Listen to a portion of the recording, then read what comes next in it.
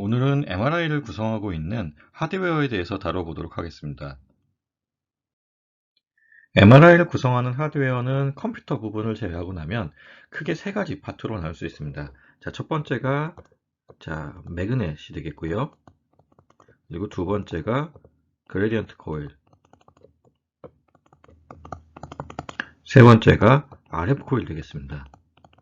자, RF 코일은 지난 시간에 배웠던 우리가 RF 익사이테이션에서 RF를 쏴주고 그리고 수집하는 그 역할을 하는 장치가 바로 직접적인 장치가 RF 코일 되겠고요. 지금 보시는 이것이 이제 MRI입니다. 실제 MRI 사진이고요. 지금 일반적인 MRI보다는 이 방향으로 길이가 조금 더 깁니다. 그 이유가 지금 이거는 이제 7테슬라 MRI를 가지고 왔기 때문에 그렇고요. 보통 일반적인 3테슬라 MRI는 이 방향으로의 길이가 이것의 한 절반 정도 된다라고 생각하시면 되겠습니다. 자, 지금 이 MRI를 봤을 때 매그넷의 방향, 주 자장의 방향은 지금 이쪽에서 안쪽으로 들어가는 방향, 이거를 보호라고 하는데요. 이 보호의 안쪽으로 들어가는 방향으로 이제 설정이 되어 있고, 그래서 지금 이 방향이 Z축, G축 방향이 됩니다. 자, 그리고 이제 사람이 이렇게 누웠다라고 했을 때, 자, 여기 이렇게 누워 있다라고 가정을 하면, 여기 코가 있고요. 여기 뒤통수가 있다라고 하면, 자, 뒤통수에서 앞통수 쪽으로, 코 쪽으로 나가는 이 방향이 이제 Y축 방향이 되고요. 자, 양옆을 달리는 이 방향, 좌측과 우측을 가리키는 이 방향이 X방향이 되겠습니다. 자, 3차원 공간좌표상에서 X, Y, G가 이렇게 설정이 되어 있고요. 지금 보시면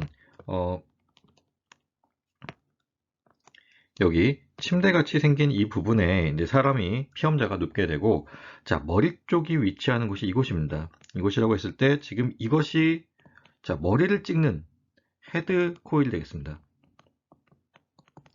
자, 헤드 코일이라고 부르는 이유는 RF 코일이 그 형태에 따라서 혹은 목적에 따라서 여러 가지로 나뉘기 때문에 자, 이거는 머리를 찍는 거다라고 알려주는 거고요.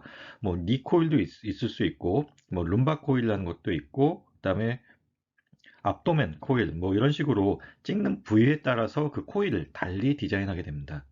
자, 그리고 지금 보시는 것과 같은 이 안에 들어가 있는 것이 두 가지겠죠. 자, RF 코일이 바깥쪽으로 나와서 가장 피험자에 가까이 위치하게 되고요.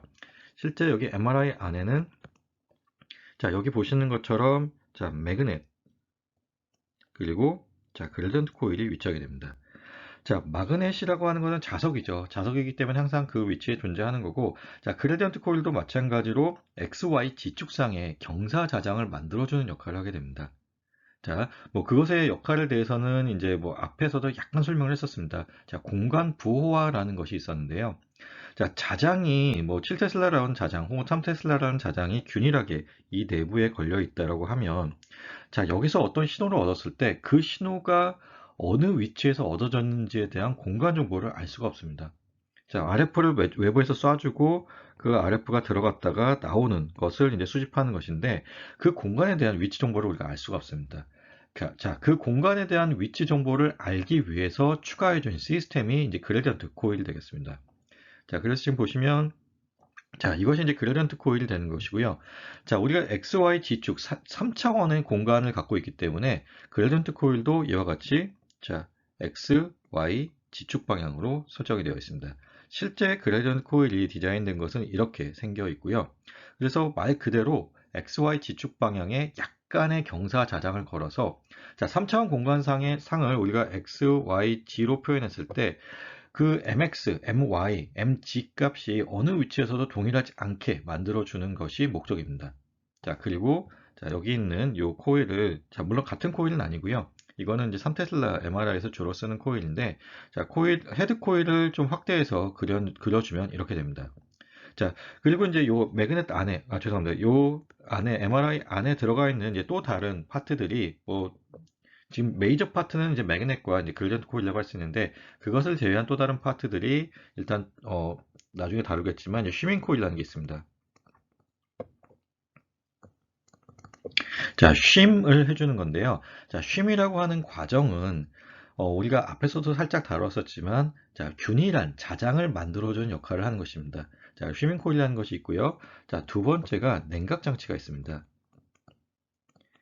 지금 여기 매그넷과 그레전트 코일 같은 경우는 굉장히 많은 에너지 소모를 하기 때문에 자, 그 과정에서 생기는 열이 굉장히 많습니다.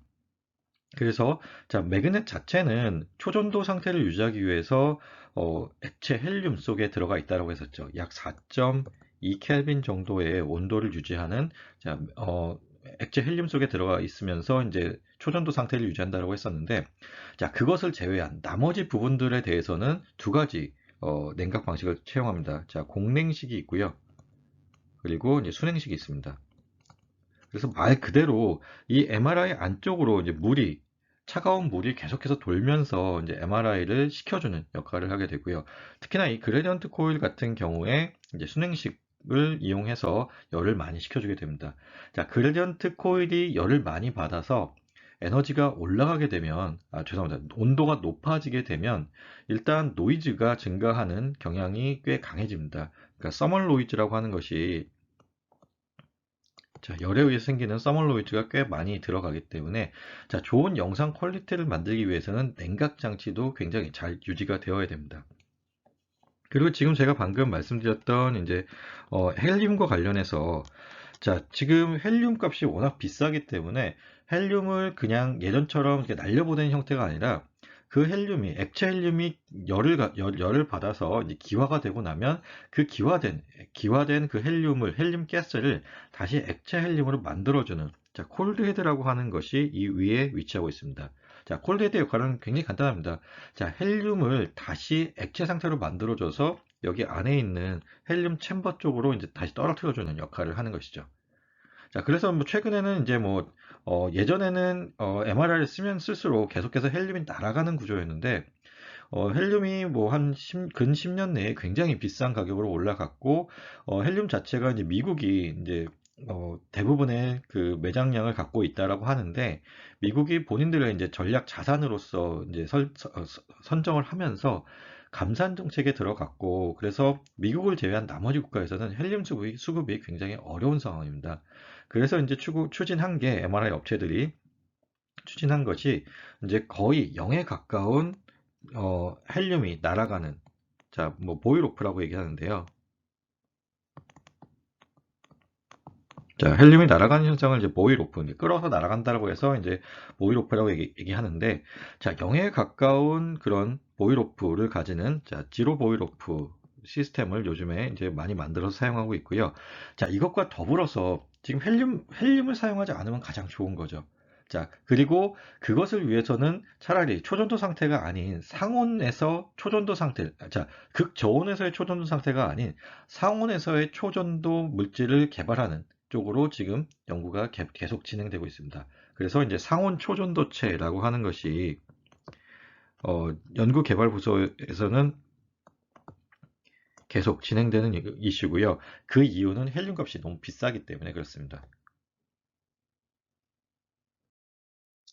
제가 예전에 근무했었던 이제 클리브랜드 클리닉에 MRI가 실제로 이제 설치되는 장면을 사진으로 찍은 것을 이제 갖고 와봤고요. 지금 여기 보이는 이것이 아까 보여드렸던 그림과 이제 동일한 MRI 사진이 여기 있는 것이고요.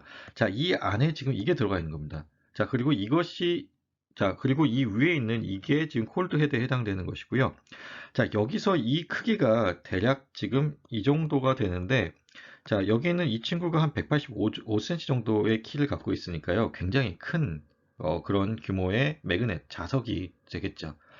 자, 그리고 지금 보면은 이거를 한번 설치하기 위해서 뭐 문을 열고 뭐 이것을 넣기가 어렵기 때문에 이 당시에 설치할 때 이 위쪽에 자, 지금 여기 보면은 이게 이제 단층짜리 건물이 하나 이 앞에 있는 건데 자, 이 건물의 천정을 뚫어서 이것을 지금 기중기를 통해서 넣고 그리고 천정을 덮고 지금 케이스를 씌운 형태라고 생각하시면 됩니다. 자, MRI를 보여주는 이제 다이어그램을 한번 갖고 와봤습니다. 자, 여기 보시는 것과 같이 메인 매그넷이 가장 바깥쪽에 위치하고요. 그리고 그 안쪽에 이제 그레전트 코일, 그리고 그것보다 더 안쪽에 피험자에 가장 가깝게 위치하는 것이 RF 코일입니다. 자, 지난 시간에 이제 펄스 시퀀스라는 것을, 지난 시간 아니고 예전에 펄스 시퀀스라는 것을 한번 얘기했었는데, 자, 펄스 시퀀스라는 것이 MRI의 대조도를 만드는 이제 영상 기법들을 얘기하는 것이고요. 자, 이 펄스 시퀀스라는 것은 말 그대로 여기 펄스를 시간에 대해서 나열하는 것입니다. 그리고 그 펄스라고 하는 것의 종류가 크게 두 가지가 있는데, 자, RF 펄스가 있고요. 그리고 그레디언트 펄스가 있습니다. 그러면 이 RF 펄스와 그레디언트 펄스를 우리가 원하는 혹은 이제 오퍼레이터가 원하는 시간에 맞추어서 RF 펄스와 그레디언트 펄스를 계속해서 인가해 줘야겠죠. 자, 그것을 컨트롤하는 장치가 결국은 여기 있는 컴퓨터 장치입니다. 자, 컴퓨터 혹은 이제 여기 콘솔을 이용해서 이제 여기 MR 신서사이저라고 얘기하는데요. 자, 신서사이저를 갖다가 이제 우리가 조절을 해서 RF를 쏴주고 어떤 때는 이제 그레디언트의 양을 조절해주는 XY 지축상의 이제 그레디언트를 조절해주는 그런 역할을 하게 됩니다. 자, 그래서 지금 보시면 그레디언트 코드 같은 경우는 X, Y 지축에 대한 컨트롤이 각각 이루어지고요. 그리고 지금 보시면 RF 콜 같은 경우는 지난 시간에 우리가 했었던 익사이테이션을 시켜주는 트랜스밋, 그리고 디텍션을 해주는 기능을 하는 리시버 코일이 있습니다. 자, 트랜시버 코일이라 그래서 트랜스밋과 리시버를 동시에 하는 코일들도 있고요. 경우에 따라서는 트랜스밋 파트를 따로 만들고 리시버 파트를 또 따로 만드는 그런 경우들이 있습니다. 자, 일반적으로 지금 우리가 사용하는 3테슬라 MRI는 트랜스밋 코일이 아예 MRI 안에 들어가 있고요. 그리고 리시버 코일만 따로 제작을 해서 뭐 그 형태에 따라서, 그러니까 형태라는 것이 이제 목적에 따라서 머리를 찍고 싶으면 머리에 쓰는 형태의 어떤 RF 코일, 뭐 무릎을 찍고 싶으면 무릎을 감싸는 형태의 RF 코일을 만들어서 쓰게 됩니다. 자, 비용 절감의 문제고요. 자, 생각해 보면은 이제 트랜스밋 파트를 계속해서 바꾸어서 만들어 주게 된다라고 하면, 자, 코일 자체의 단가가 굉장히 높아지겠죠. 트랜스밋 파트와 RF, 그러니까 리시버 파트가 계속해서 어, 따로 만들어진다라고 하면요. 같이 만들어진다라고 하면요. 근데 트랜스밋 파트가 아예 MRI 안에 들어가 있고, 그리고 리시버 파트만 만든다라고 하면 가격이 굉장히 많이 낮아질 수 있는 장점이 있습니다. 자, 그래서 일반적으로는 트랜스밋 파트를 MRI 안에 직접 이제 인설트를 하고요. 리시버 파트만 따로 독립적으로 이제 만드는 경우들이 많은데, 자, 7테슬라 MRI 같은 경우는 그 트랜스밋 파트를 MRI 안에 넣게 되면은, 자, 어, 피험자 쪽에 가까이 붙이지 않고 MRI 쪽에 이렇게 넓게 분포를 하게 되면, 자, 이 RF를 쏴줘서 피험자 내에 있는, 피험자 몸 안에 있는 수소 원자를 이제 익사이테이션 시키기 위해서는 꽤 많은 에너지가 들어가야 된다고 합니다. 자, 그런 안전상의 이유로 7테슬라 MRI에서는 자, 트랜스밋 파트와 이제 리시버 파트가 이제 같이 위치하는 그런 코일을 만들고 있습니다. 자, 그래서 이제 뭐 RF 일렉트로닉스가 있고, 이제 그레디언트 앰플리파이어라는 것이 있는데, 자, 여기 보시는, 자, 이것이 신서사이저라고 하는 부분입니다. 자, 펄스 시퀀서를 갖다가, 원하는 시간과 뭐 앰플리튜드에 맞춰서, 혹은 쉐입에 맞춰서 RF, 그 다음에 그레디언트를 갖다가 그 목적에 맞춰서 쏴주는 역할을 하게 됩니다.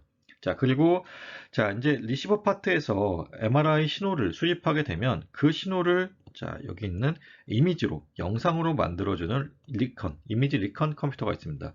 혹은 뭐 이미저라고 얘기하기도 하고요. 자, 그리고 이제 그것을 확인할 수 있는 자, 콘솔이 같이 존재하게 됩니다. 그래서 앞에서 설명했지만, 자, 여기는 이제 뭐 컴퓨터 파트라고 생각하면 되고요. 이 컴퓨터 파트를 제어하고 나면은, 자, RF 코일, 그 다음에 그레디언트 코일, 그리고 메인 매그넷이 가장 중요한 핵심 파트가 되겠습니다. 자, 이 메인 매그넷 안에 그레디언트 코일이 있고 RF 코일이 있는데, 그것과 관련해서 지금 그려준 그림이 여기 있습니다.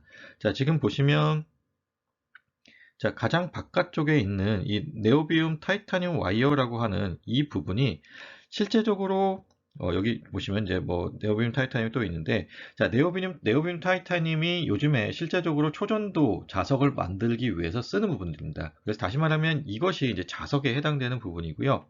자, 아이언 쉴드라고 하는 부분이 있죠. 자, 아이언 쉴드라고 하는 부분은, 자, 이것은 무엇이냐면은, 자, RF 에너지 혹은 이제 자장이 바깥쪽으로 나가는 것을 차폐시켜줘야 됩니다.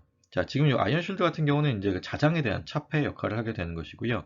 자, 그 자석이 만들어져 있고 그 자장이 외부로 계속해서 나갈 수 있다라고 하면은, 자, 감쇄 없이 외부로 나간다고 하면은, 자, MRI 매그넷 룸 밖에는, 바로 밖에는 컴퓨터 시스템들이 굉장히 많은데, 그 컴퓨터 시스템들이 자석의 영향을 받아서 오작동을 하거나 이제 망가지는 경우가 생길 수 있을 겁니다. 자, 그래서 이제 그런 경우들을 막아주기 위해서 이와 같은 이제 쉴드를 하게 되고요. 자, 지금 여기 이제 백큐움이라고 되어 있는데, 자, 버큐움으로 만든 이유는 두 개입니다. 자, 공랭식 구조로 만듦으로써 지금 이 MRI에서 생기는 열을 외부로 전달을 쉽게 하기 위한 이유가 하나 있고요. 그리고 또 다른 이유는 뭐 메이저한 거는 아닌데, 자, 이 MRI 같은 경우에는 외부 진동에 비교적 스테이블 해야 됩니다. 자, 외부에서 진동이 있을 때, 만약에 이 안쪽에 있는 뭐 그레이던트 코일이나 마그넷에 진동이 전해진다면, 그것이 흔들림으로써 영상의 퀄리티가 낮아지는 문제가 있습니다.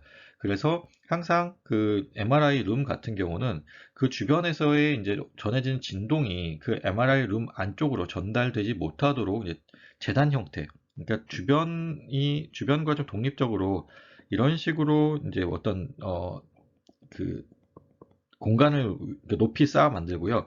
그 위에 MRI를 올리는 형태로 만들게 됩니다. 자, 그리고 추가적으로 자, 진공 상태로 만들어서 이것들의 떨림이 비교적 좀 덜하게 만들어주는 역할도 같이 하게 됩니다. 자, 지금 이제 MRI의 이제 구성 원리에 대해서 이제 또 다른 면에서 보여주는 것이고요. 지금 보시면 이제 모니터에서는 이제 실제로 이제 그 영상을 보여주거나 아니면 펄스 시퀀서를 갖다가 인가할 때 그 컨트롤하는 모습을 보여주는 것이고, 자, 이거를 우리가 호스트 컴퓨터라고 합니다. 자, 주 컴퓨터 혹은 호스트 컴퓨터라고 하고, 자, 이미저 혹은 이미지 리컨스트럭션을 하는 이제 컴퓨터가 따로 있고요. 자, 분광계라고 하는 것이 아까 얘기했던 이제 어, 센서사이저라고 얘기하기도 하고, 여기서 얘기하는 것처럼 이제 스펙트로미터라고 얘기하기도 합니다. 사실 이제 이 스펙트로미터라고 하는 단어가 조금 더 많이 쓰이는, 일반적으로 많이 쓰이는 단어이고요. 자, 그래서 스펙트로미터가 이 전체 MRI의 영상을 만들어주고 수집하는데 중심 역할을 하게 됩니다. 자, 그래서 지금 이제 RF를 만들어주고 이제 증폭시키는 RF를 만들어주고 증폭시키는 역할을 하는 RF 앰플리파이어, 그리고 경사 자장을 만들어주는 이제 그레이던트 앰플리파이어, 그리고 자, 지금 이제 이것이 이제 MRI 쪽으로 들어가는 거죠. 그래서 이제 송신용 코일, 그리고 경사 자장 코일에서 이제 만들어지는 그것들을 이용해서 이제 수신용 코일이 신호를 얻게 되면, 자, 생체 내에서 나오는 신호는 굉장히 작습니다. 그렇기 때문에 여기 있는 것처럼 이제 증폭기가 같이 달려 있어야 되고요. 그래서 증폭기가 나오게 되면 여기서 뭐 여러 가지를 하게 됩니다. 노이즈를 갖다 저감시켜 줘야 되고, 우리가 원하는 신호만 골라내 줘야 되는 그런 역할을 하는데, 그런 것이 여기 있는 것과 같이 뭐 저역 통과 필터를 통과시키고 뭐 복조기를 하는 그런 역할들을 지금 여기서 담당하는데, 이거는 이제 메이저 역할은 아니고요. 자, 그리고 나서 이제 뭐 제어판이라는 것이 있고, 자, 뭐 파워 공급이 당연히 일어나겠죠. 자, 그리고 이제 주 자장이, 메인 매그넷이 이렇게 존재하게 되는데, 자, 아까 얘기했던 이제 RF와 매그넷 차폐가 일어나는 차폐실 안에, 다시 말하면 이제 매그넷이 놓여 있는 매그넷 룸을 얘기하게 됩니다. 그 안에는, 그러니까 차폐실 안에 존재하는 것이 이것이고요. 자, 이 외의 것들은 차폐실 밖에 존재하고 있습니다. 자, 그러면 자, 여기서 이제 에너지가 파워 공급기가 들어가게 되면, 자, 파워가 들어간다라고 하는 얘기는 외부에서 에너지가 공급된다는 얘기고, 그 에너지로 인해서 어떤 노이즈가 생길 수 있습니다. 그래서 이 사이에는 항상 어떤 이제 필터를 끼워서, 자, 우리가 원하는 그 라모 프리퀀시에 해당되는 그 영역의 프리퀀시들을 제거하고 에너지들이 공급될 수 있도록 만들어줍니다. 2005년도에 우리나라에 이제 처음으로 이제 7테슬라 MRI가 이제 설치가 됐습니다. 자, 뭐 가천대에 있는 뇌과학연구소라는 곳에 설치가 되었고, 지금도 거기에 이제 위치하고 있습니다. 자, 그때 이제 처음 만들어졌던 초창기의 이제 매그넷입니다. 사실 아까 클리브랜드 클리닉에 설치되었던 것보다 이제 훨씬 더 큰 이제 매그넷으로 이제 만들어졌었고요. 지금은 이제 그 FDA 승인받은 7테슬라 MRI가 또 새롭게 만들어졌는데, 그것은 이제 기존에 있던 것보다도 더 작아졌습니다. 자, 지금 보시면 이제 여기도 그 지하에 어, 그 옆 벽을 뚫어서 이제 이런 매그넷을 갖다가 설치하는 과정 중에 있는 것이고요. 자, 지금 MRI가 실제 조립되는 과정을 보여주고 있습니다. 실제 MRI가 구성을 거의 마치고 난 후에 이제 내부를 보여주는 사진을 한번 갖고 와봤습니다. 방금 전에 보여드렸던 그 7테슬라 MRI는 아니고요. 자, 여기 보시면 여기 크라이오스탯이라고 하는 것이 자, 냉각 장치를 얘기하게 됩니다. 자, 지금 이제 액체 헬륨이 채워져 있는 그 액체 헬륨 챔버를 얘기하게 되고요. 자, 그래던트 코일이 지금 여기 위치하고 그 다음에 자, 바디 RF 코일이라고 되어 있는데 이것이 지금 이제 트랜스밋 파트가 되겠습니다.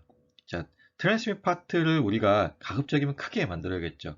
자, 뭐 머리만 찍는 것이 아니라 몸 전체도 찍을 수 있다고 가정을 하고, 자, 몸 전체를 커버할 수 있는 만큼의 이제 트랜스밋 바디 형태의 바디 형태의 트랜스밋 RF 코일을 이제 실제로 여기 인설트한 형태고요. 자, 쉼을 하게 되는데 액티브 쉼이 있고 이제 패시브 쉼이 있습니다.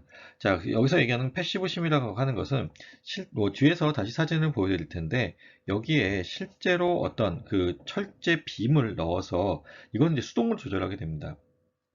자, 지금 이제 이 마그넷이 있고 이 마그넷이 이제 어떤 자장을 형성하게 될 텐데 그 자장이 XY 지축상에서 이제 균일하게 형성될 수 있도록 여기에 이제 철제 빔을 넣어서 그 정도를 조절해 주는 것을 이제 여기 패시브 쉼이라고 하게 됩니다. 하드웨어의 이제 첫 번째 파트인 이제 자석에 대해서 좀 더 자세히 알아보도록 하겠습니다. 자, 자석은 앞에서 말씀드렸듯이 자, 네오비움 타이타늄이라고 하는 물질로 이제 와이어를 만들고 그 와이어를 실제로 감아서 만들게 됩니다. 제가 예전에 이제 MRI를 직접 만드는 공장에 가봤을 때 이것이 이제 양산되는 체제가 아니라 실제로 어떤 엔지니어가 일일이 뭐 그 균일한 균일하게 분포되도록 그 와이어를 직접 감고 있는 걸 봤었는데 지금도 기계가 하는 것이 아니라 실제로 사람이 하고 있다라고 얘기를 하더라고요. 자, 그래서 보시면 지금 메인 매그넷이 있고 지금 세컨더리 코일이 있습니다. 자, 둘 다 이제 네오비듐 타이타늄으로 만드는 것은 동일하고요. 지금 이것이 하는 역할은 이 내부에 자, 만약에 뭐 7테슬라라고 하면 7테슬라 그리고 3테슬라라고 하면 3테슬라의 주 자장을 만들어준 역할을 하는 것이고 이 바깥쪽 코일이 하는 역할은 자, 우리가 원하는 것은 이 내부에 지금 자장이 형성되는 것은 우리가 원하는 것이지만 이 바깥쪽에 자장이 형성되는 것은 우리가 원하지 않는 것이죠. 그래서 이 세컨더리 코일을 이용해서 자, 외부에 생성되는 지금 이 안쪽에 있는 메인 매그넷이 외부에 생성시키는 자장을 상쇄시키기 위한 두 번째 자장을 만들게 됩니다. 자, 그래서 이것을 잘 디자인을 하게 되면 자, 차폐를 할 때 아이언이라고 하는 뭐 어쨌든 굉장히 고가의 물질이 들어가게 되는데 자, MRI 룸이 있으면 그 룸을 다 아이언 쉴드를 하게 된다라고 하면 이 MRI 자체도 비싸지만 MRI 룸 자체를 만드는 비용도 굉장히 비싸게 됩니다. 자, 그래서 자, 패시브 쉴드가 있고 지금 이와 같은 이제 아이언을 이용해서 쉴딩을 하는 것, 차폐를 하는 것은 이제 패시브 쉴딩 시스템이라고 얘기를 하고요. 지금 이와 같은 이제 세컨더리 코일을 이용해서 자, 실제로 외부로 나가는 자장을 상쇄시켜 주는 것을 액티브 쉴딩이라고 얘기하게 됩니다. 그래서 지금 요즘은 이제 이 액티브 쉴딩 시스템이 많이 들어가 있고요. 그렇기 때문에 MRI 룸 자체가 작아질 수 있습니다. 자, 병원의 공간이 뭐 굉장히 무궁무진하지 않고 항상 제한된 공간에 많은 의료진들과 그리고 많은 의료 장비들이 들어가야 되는 문제가 있는데 그럼에 있어서 이 아이언 쉴드가 아닌 액티브 쉴드, 다시 말하면 이제 패시브 쉴드 시스템이 아니라 액티브 쉴드 시스템을 이용할 수 있다는 것은 이제 굉장히 큰 장점이 되겠죠. 자, 그리고 이제 여기 있는 것이 뭐 크라이오 쿨러 혹은 이제 리컨덴서라고 되어 있는데, 자, 리컨덴서라고 하는 이 부분, 크라이오 쿨러라고 하는 이 부분이 자, 앞에서 말씀드렸던 이제 콜드 헤드에 해당되게 됩니다. 자, 액체 헬륨이 이제 열을 받고 기화되면 그 기화된 부분, 기체 헬륨을 다시 액화시켜준 역할을 하는 것이 이 부분이 되겠습니다.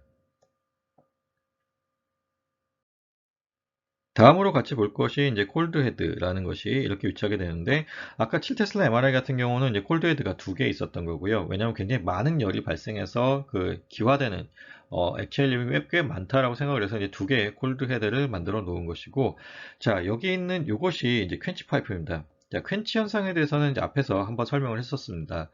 자, 퀸치라고 하는 것은 이제 내부에 있는 초전도 물질의 뭐 어떤 형태로든 초전도 상태가 깨지게 되면 자, 갑자기 그 열이 많이 발생하겠죠. 초전도 상태라고 하는 것은 그 와이어에 자, 이상적인 상태에서 자, 저항이 0인 경우입니다. 자, 저항이 0인 경우에는 이제 뭐 전력 혹은 에너지가 발생하지 않는데 만약에 저항이 생기게 된다라고 하면 다시 말하면 초전도 상태가 사라지고 있어서 저항이 생기게 된다면 열이 굉장히 크게 발생하게 됩니다. 자, 그러면 그 열이 발생하면서 같이 그 액체 헬륨이 많이 끌어오르겠죠. 그리고 그 끌어오르는 액체 헬륨이 이 내부에서 압력을 이기지 못하고 뭐 터지게 된다면 더 큰 문제고요. 그래서 안전하게 외부로 그 액체 헬륨 혹은 기체 헬륨을 빼기 위한 지금 파이프가 이 퀸치 파이프가 되겠습니다.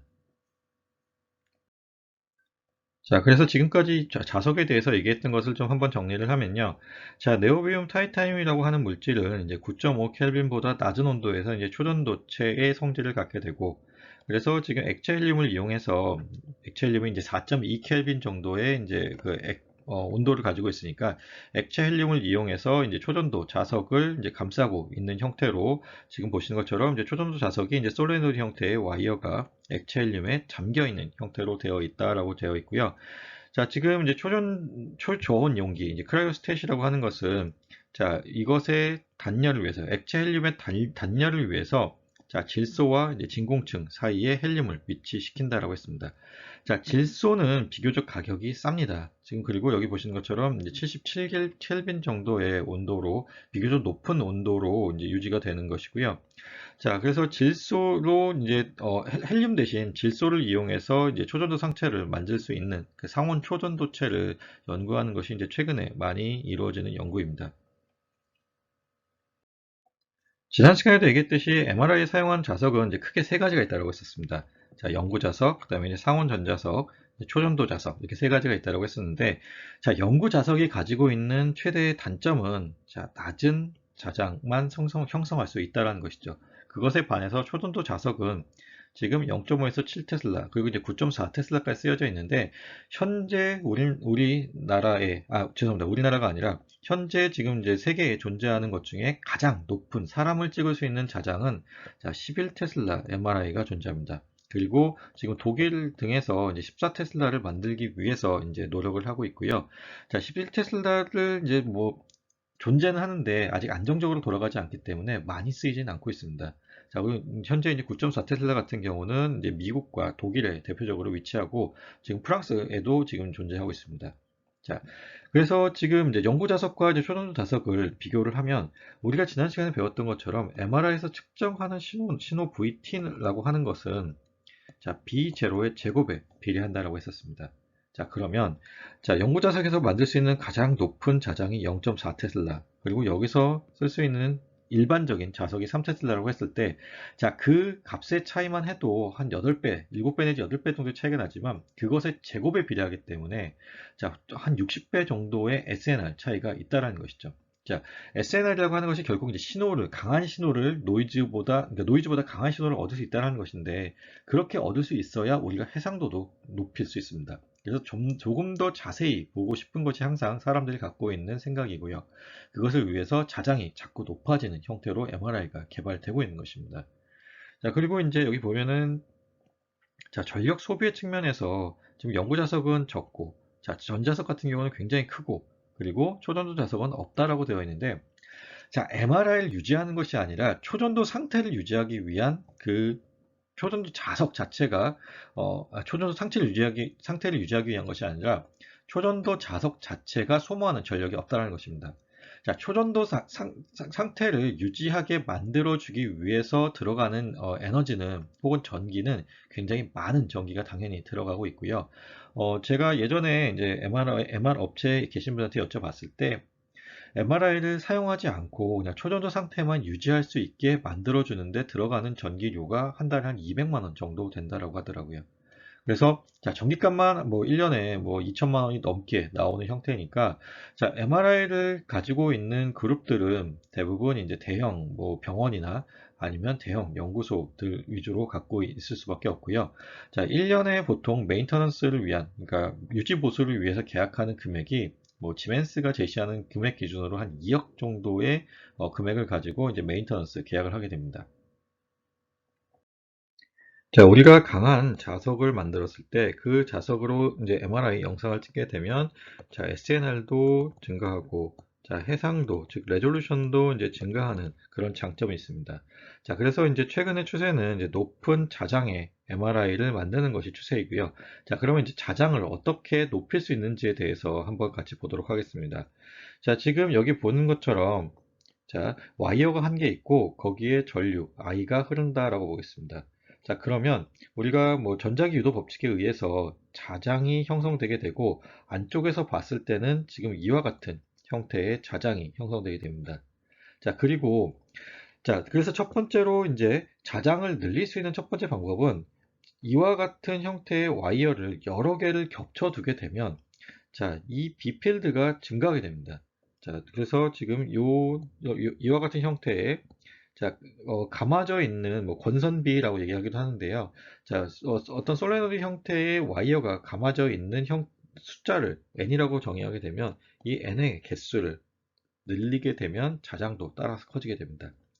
자, 그리고 두 번째 방법은 자, 이와 같이 이제 자장이 커지게 되고요. 두 번째 방법은 여기 있는 것처럼 자, 전류를 키워주는 방법입니다. 자, 전류가 커지게 되면 그것에 의해서 유도되는 자장도 따라서 커지게 되겠죠. 자, 그래서 전류 I를, 강한 전류를 걸어주게 되면 따라서 B필드도 커지게 된다라는 것입니다. 다시 말하면, 자, 강한 전류를 흘려주고, 그리고 권선비를 늘려주게 되면 이와 같이 강한 자석을 만들 수 있다는 것입니다. MRI 룸을 가게 되면 가끔 이렇게 주변 자장에 대해서 이렇게 설명해 놓은 맵을 걸어 놓은 것을 볼 수 있습니다. 자, 중심을 이제 주 자장의 세기로 봤을 때 그것으로부터 이제 멀어진 거리에 비례해서 어떻게 이제 그 자장의 값이 달라지는지를 설명한 것이고요. 이것을 이용해서 어느 선 이후부터는 뭐 안전하다 그런 것에 대한 이제 설명을 한 것이라고 볼 수 있습니다. 자, 다음은 이제 쉴딩 시스템에 대해서 다뤄보도록 하겠습니다. 자, 여기 이제 써 있는 것처럼 뭐 매그넷, 그다음에 그레디언트 코일, RF 코일은 자, 신호가 간섭을 받지 않도록 외부의 무선 신호와 같은 전기적 잡음으로부터 이제 격리되어야 한다는 것입니다. 자, 이와 같은 이제 전기적 잡음이 문제가 되는 것인데 최근에 뭐 이렇게 통신을 위해서 쓰는 RF 펄스도 있고요. 그리고 이제 기본적으로 외부에서 에너지가 공급될 때 그것들이 이제 정연파의 형태로 공급이 되기 때문에 그것들이 가지고 있는 오메가 값이 항상 존재하게 됩니다. 그리고 이 오메가 값이 이제 넓은 범위에 대해서 존재하게 되면 그 중에 일부가 우리가 사용하는 라모 프리퀀시 대역대로 들어올 수 있겠죠.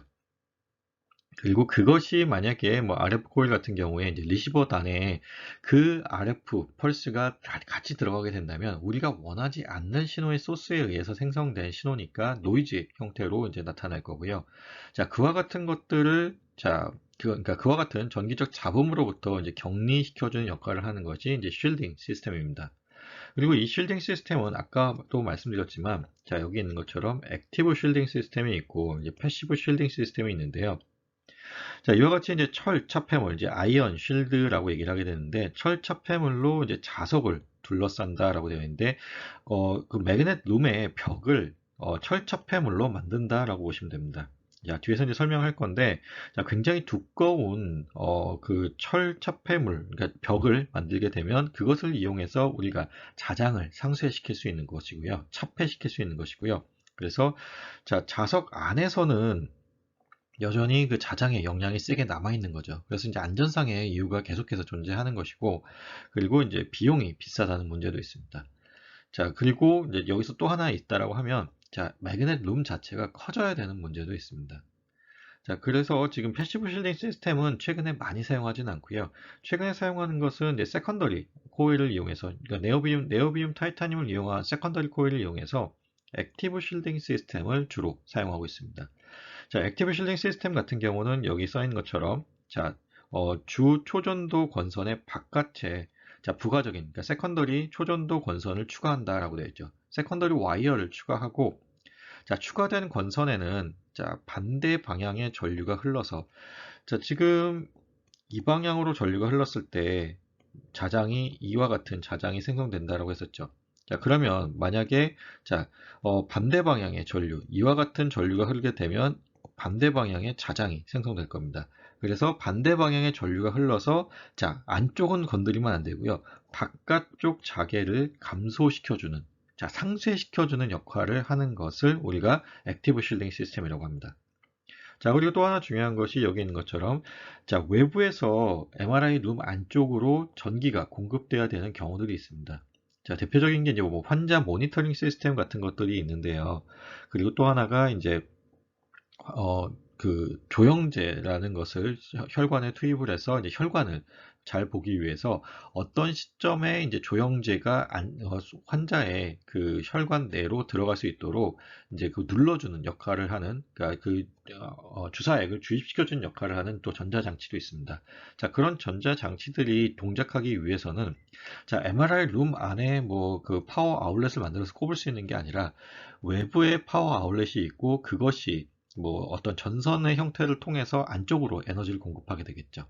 자, 그리고 아까 말씀드렸지만 이제 우리 가정에서 쓰는, 혹은 뭐 이렇게 학교나 병원에 쓰는 그 전압 혹은 전류들은 정연파의 형태를 띠고 있습니다. 자, 그리고 그것이 이제 오메가라고 하는 어떤 이제 RF 프리퀀시를 갖게 될 거고요. 그러면 이제 그 프리퀀시에 해당하는 것이 만약에 또 이제 뭐 어떤 전기적인 잡음을 만들 수 있겠죠. 자, 그런 것을 방지해 주기 위해서, 자, 차폐실 안으로 공급되는 모든 전기 신호는, 자, 수신 장치의 주파수 대역, 그러니까 나무 프리퀀시 대역을 얘기하는 것입니다. 주파수 대역의 신호를 포함하지 않도록, 자, 대역 통과 필터를 거쳐야 한다. 자, 다시 말하면 이제 웹에서 공급되는 에너지에 우리가 원하는 나무 프리퀀시 대역을 없애준다라는 얘기죠. 자, 그리고 나서 이제 공급을 하게 되면, 자, 노이즈에 대한 걱정 없이 사용할 수 있다는 것입니다. 자, 그리고 이제 하나 더 이제 얘기할 게, 자, MRI 룸 안에서는 절대 굉장히 큰 높은 자장이 형성되어 있기 때문에 절대 뭐 마그네틱 성질을 갖고 있는 어떤 물질들은 들어가면 안 되겠죠. 자, 이와 관련해서는 이제 뒤에서 이제 MR 세이프티 문제를 다루면서 얘기하도록 하겠습니다. 자, 지금 이게 아이언 쉴드를 얘기하는 것입니다. 지금 보시는 것처럼, 자, 실제 어떤 사람의 손이 있고, 이제 여러분들이 익숙한 이제 볼펜이 여기 있죠. 이것보다 더 두꺼운 30cm에 추가로 지금 70cm까지 쉴딩을 시킨 거고요. 물론 이것은 이제 7테슬라 MRI이기 때문에 이렇게까지 한 것이긴 한데, 3테슬라 MRI여도 이 정도까지는 아니지만 이거의 절반 정도 되는 차폐는 해야 됩니다. 자, 그렇기 때문에 이제 아이언 쉴드 시스템은 최근에는 많이 안 쓰는, 그러니까 지양되는 시스템 중에 하나고요. 자, 이때 이제 가천대가 초기에 설치했었던 2005년도에 아까 말씀드렸던 그 MRI가 설치되면서, 자, 매그네틱 쉴드를 위해서 이 차폐 룸을 만들기 위해서 이제 사용한 아이언이 약 500톤 가량 된다라고 되어 있습니다. 자, 그러면 이 무거운 것을 갖다가 어, 높은 건물에, 그러니까 건물의 상층부에는 설치를 못하겠죠. 이제 건물이 버텨야 되는 하중이 있으니까. 그래서 항상 지하로 들어가야 되는 문제가 있었는데, 최근에는 이제 MRI 시스템 자체가 이 쉴딩 시스템을, 이제 액티브 쉴딩 시스템을 사용하면서, 자, MRI 룸이 실제로 건물의 높은 층에 위치하는 것들이 밀부 생겼습니다. 뭐 강남에 있는 서울대학병원의 이제 검진센터 같은 경우는 우리나라에서 존재하는 MRI 룸 중에 가장 높이 위치해 있다라고 하더라고요. 뭐 그 이유가 뭐 꼭 거기에 만들어야 되는 건 아닌데, 그냥 뭐 높은 곳에서 뭐 좋은 그 뷰를 보면서 MRI를 찍으면 환자들이 조금 더 폐쇄공포증 같은 것을 덜 느끼지 않을까라는 생각으로 그렇게 했다라고 합니다. 자, 지금 보시는 것이 이제 그 매그넷 쉴드 룸이 완성된 것이고요. 자, 이 공간 안에 이제 MRI가 이제 설치가 되게 됩니다. 자, 뭐 앞에서 봤던 그 매그넷 쉴드 룸이 이제 완성된 형태를 이제 보여주고 있습니다. 다음은 쉬밍에 대해서 다뤄보도록 하겠습니다. 자, 쉬밍이라고 하는 것은, 자, 매그넷 안쪽에 있는 자장이 균일하게 형성되도록 만들어주는 것입니다. 다시 말하면, 자, B0라고 하는 것이 이제 주 자장의 뭐 자장의 크기라고 했을 때, 이것이 우리가 원하는 것이 1테슬라이면 우리가 원하는 공간 안에서는 전부 다 1테슬라에서, 자, 크게 벗어나지 않는, 완벽하게 1테슬라면 좋겠지만 그러기가 쉽지 않기 때문에, 자, 1테슬라에서 크게 벗어나지 않는 범위의 값을 갖도록 만들어주는 것이고요. 만약에 3테슬라면은, 자, 3테슬라에서 크게 벗어나지 않는 값을 가질 수 있도록 만들어주는 것이, 자, 쉬밍의 역할입니다. 자, 쉬밍이 왜 중요한지에 대해서는 우리가 지금 오메가 제로라고 하는 라모 프리퀀시가, 자, 감마 B 제로라고 하는, 자, B 제로 값에 비례하게 되죠. 만약에 우리가, 자, 이 B0라고 하는 값이 우리가 기대하는 값이 아니라고 하면 우리가 사용하는 이 오메가 제로 값도 전혀 다른 오메가 제로 값이 될 수도 있습니다. 자, 그렇게 되면은 우리가 원하는, 자, 수소 원자가 아닌 다른 MR 액티브 뉴클라이들이 그러니까 에너지, 그러니까 익사이테이션, 그러니까 공명 현상을 나타낼 수도 있겠고요. 뭐 그렇게까지 되기는 사실 쉽지는 않습니다만, 자, 그럴 수도 있는 우려가 있는 것이고요. 자, 또 다른 정말 직접적인 문제는 이겁니다. 자, 뭐냐 하면, 자, 지금 이제 다음 시간에 이제 그레디언트 코일을 다루면서 일부 설명하겠지만, 자, 아까 3차원 공간상에서 자, B0에 더해서 자, GX 혹은 GY, GZ 방향의 이제 경사, 자장이 걸린다라고 했었고요. 그것에 따라서 이제 거리에 비례해서 자, 이와 같은 추가적인 자장이 공급되게 됩니다. 자, 그러면 이제 이것에 따라서 자, 오메가 값이 뭐 오메가 제로의 x, 뭐 오메가 제로의 y, 뭐 x, y, g는 제가 임의로 붙이는 거고요. 오메가 제로의 g라고 했을 때, 자, 이 값이 지금 달라지겠죠. 이 달라지는데 그것을 가지고 우리가 x, y, g축 방향의 그 신호의 위치를 추측할 수 있다는 것입니다. 자, 그러면 자, 우리가 예측한 b0라고 하는 값이 정확하게 설정이 되어 있고 비교적 꽤 정확하게 설정이 되어 있고 거기에 이와 같은 추가적인 값들이 더해진다라고 가정을 하고 이 XYG에 대한 위치 정보를 파악하는 것인데 만약에 B0가 우리가 알고 있는 것과 다르다라고 한다면 그리고 뭐 그냥 전체적으로 다르다라고 한다면 전체 이미지가 쉬프트 되는 정도로 나타날 텐데 부분 다르다라고 한다면 만약에 여기는 뭐 지금 1.5 테슬라에서 1 테슬라에서 뭐 한 10% 빠진 0.9 테슬라고 여기는 1 테슬라에서 뭐 10% 더한 1.1 테슬라고 이런 식으로 정의가 된다라고 하면 자 우리가 생각하는 이 리니어한 어떤 관계가 성립하지 않는 문제가 있습니다. 그리고 그 결과 이미지가 왜곡되거나 뭐 쉬프트 되거나 아니면 뭐 그 신호들이 서로 위치 정보가 뒤죽박죽 섞여서 나오는 경우들이 있을 수 있을 거고요. 자, 그래서 지금 B0 값을 균일하게 유지하는 쉬밍이라는 그 단계가 굉장히 중요합니다. 자, 그래서 지금 보면은 자, 마그넷 안에 자개의 균일도는 자, OPPM보다 낮게 유지하는 것이 좋다라는 것이고요. 자, 쉬밍 혹은 뭐 자개 보정이라고 쓰여져 있는데 쉬밍을 해서 자개의 균일도를 호모지니어티라고 하는 것을 이제 높이는 과정을 이제 쉬밍이라고 하는 과정이다라는 것이고요. 자, 쉬밍에는 이제 패시브 쉬밍과 액티브 쉬밍이 있는데 자, 패시브 쉬밍이라고 하는 것은 지금 여기 이 그림에서 이 사람이 이 지금 철제 와이어입니다. 철제 빔인데 이거를 지금 MRI 내에 이제 위치를 시키고요. 뭐 깊이나 아니면 위치들을 갖다가 조금씩 조정을 하면서 이제 그 MRI의 자장의 균일도를 맞춰주는 것입니다. 그래서 지금 보시면 자석 내경에 작은 쇠 조각들을 붙여서 이 내부의 자장이 균일하게 유지되도록 만드는 것이 이제 패시브 쉬밍 시스템이 되는 것이고요.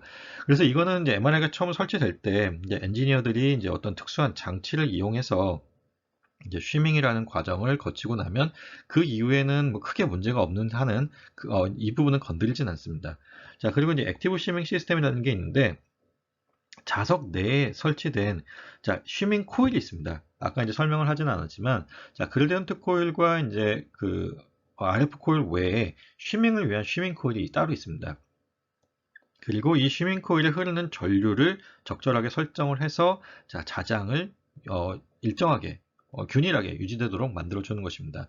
자, 이 쉬밍 코일 같은 경우도 액티브 쉬밍 시스템에 쓰이는 이제 쉬밍 코일 같은 경우도 뭐 이것을 뭐 퍼스트 오더냐 아니면 뭐 세컨 오더냐 뭐 이런 식으로 뭐 얘기를 하는데요. 뭐 그거 관련해서는 나중에 여러분들이 정말 하드웨어를 다루게 되면 그때 좀 더 자세하게 배우면 될 것 같고요. 지금 우리 시간에 할 정도의 얘기는 쉬밍이라는 단계가 있고 그것을 위해서 우리가 패시브 쉬밍과 이제 액티브 쉬밍이 굉장히 패시브 쉬밍과 액티브 쉬밍이 굉장히 많이 쓰이는 방법 중에 하나이고, 그리고 그것이 중요한 이유는 이와 같이 영상의 왜곡을 만들지 않기 위해서 그렇다라는 것만 잘 이해하고 계시면 좋겠습니다. 오늘 다룰 마지막 내용은 이제 MR 세이프티와 관련된 얘기입니다. 자, 우리가 아직 RF 코일과 그레디언트 코일과 관련된 얘기가 남아 있는데 그것과 관련해서는 이제 다음 시간에 좀 더 자세히 다루도록 할 거고요. 자, 주로 자석과 관련된 MR 세이프티를 다루고 이번 시간 마치도록 하겠습니다. 자, MRI를 사람들이 생각할 때 가지고 있는 크게 하고 있는 오해 중에 하나가 자, 매그넷 룸에 있는 호스트 컴퓨터가 꺼지면 MRI에서 자장도 사라진다라고 생각하는 것이 이제 흔하게 하는 오해 중에 하나입니다. 그래서 뭐 간혹 가다가 병원에서 이제 청소하시는 분들이 자, 청소기를 안쪽으로 MRI룸 안쪽으로 갖고 들어가는 경우들이 있고요. 그리고 이제 또 다른 경우는 이제 환자들을 이송할 때 뭐 거동이 불편한 환자는 휠체어나 아니면 침대로 이제 이동을 하는 경우들이 있는데 그 침대나 휠체어가 MRI 매그넷 룸 안쪽으로 들어가는 경우들이 있습니다. 자, 그런 경우에 이것들이 이제 뭐 철제로 만들어진 이제 매그네틱 성질들을 갖고 있는 것들이기 때문에 자석에 당연히 끌려 들어가겠죠. 자, 그리고 이 자석이 요즘 주로 사용하는 자석이 이제 3테슬라의 자석인데요. 자, 3테슬라가 어느 정도 되는 자석의 크기냐면, 자석의 색이냐 하면, 자, 우리가 폐차장에서 자동차를 들어 올릴 때 쓰는, 그러니까 폐차시킨 차를 이제 뭐 이동시키기 위해서 자동차를 들어 올릴 때 쓰는 자석의 세기가 약 3테슬라 정도 됩니다. 자, 자동차를 들어 올릴 정도의 힘이면, 자, 여기 있는 이와 같은 작은 뭐 그렇게 작진 않습니다만 이와 같은 형태의 뭐 이렇게 가스 탱크 같은 경우에는 쉽게 빨려 들어가겠죠.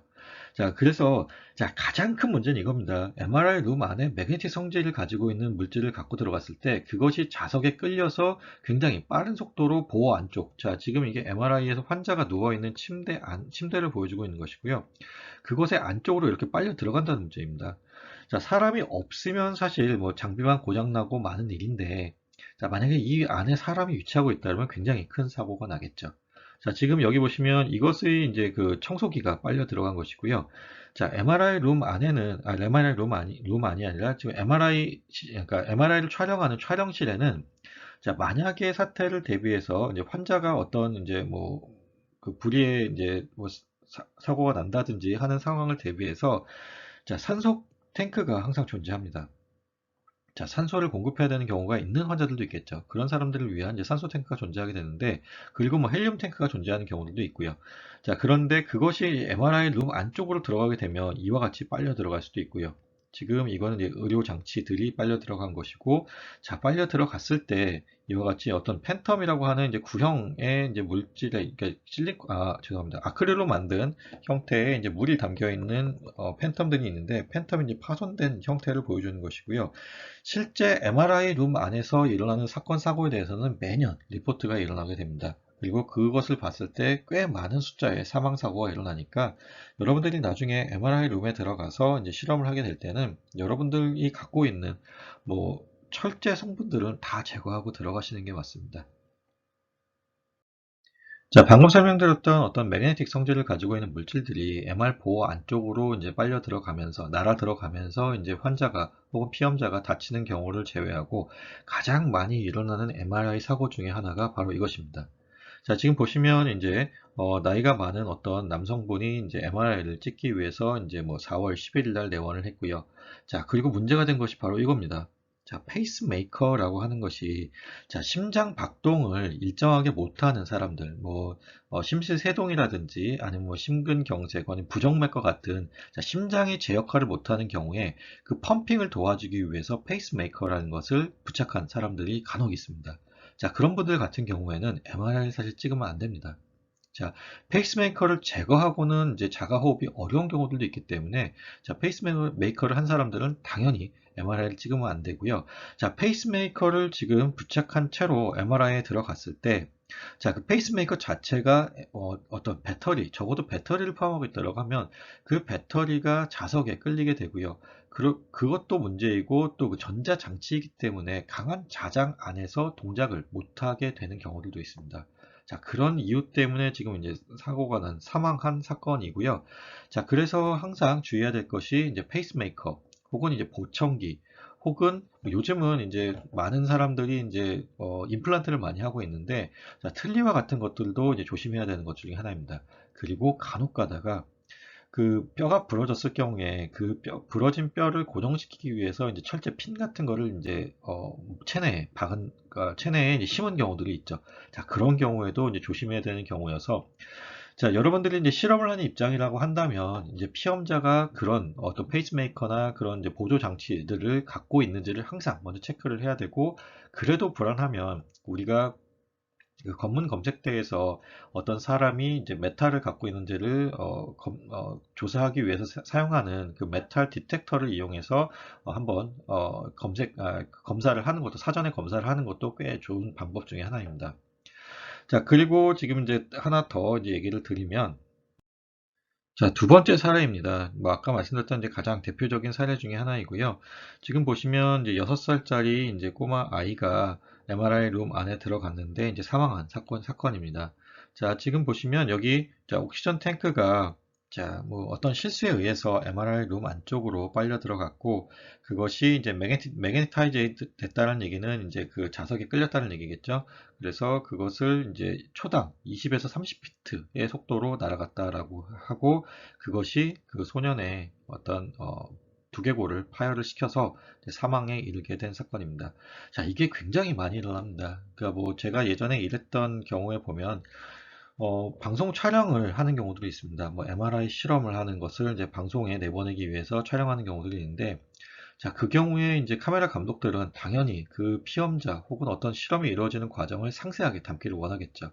자, 그래서 뭐 카메라를 들고 MRI 룸 안에 들어갔을 때 그 카메라가 이제 MRI에 영향을 받아서 이제 MRI 보어에 빨려 들어가거나 이제 그 MRI 벽에 붙는 경우들이 꽤 많고요.